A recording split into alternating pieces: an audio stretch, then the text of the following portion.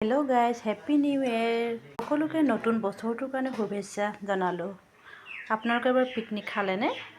মই চিম্পুল লাও ৰেচিপি এটা বনাব লৈছোঁ। ভিডিঅ'টো এবাৰ চাওঁ আহকচোন।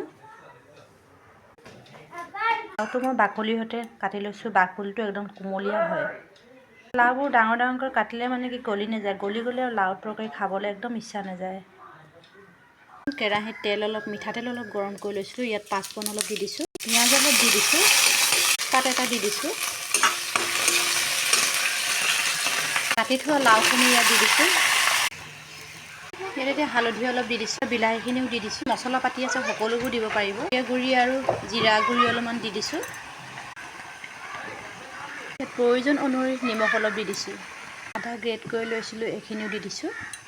এতিয়া ইয়াত ধনিয়া অলপ দি দিছোঁ। এনেকৈ আপোনালোকে গোটেই টুকুৰা টুকুৰকৈ বনাই চাবচোন বাৰু। চোবাই খাবলৈ বহুত ভাল লাগে।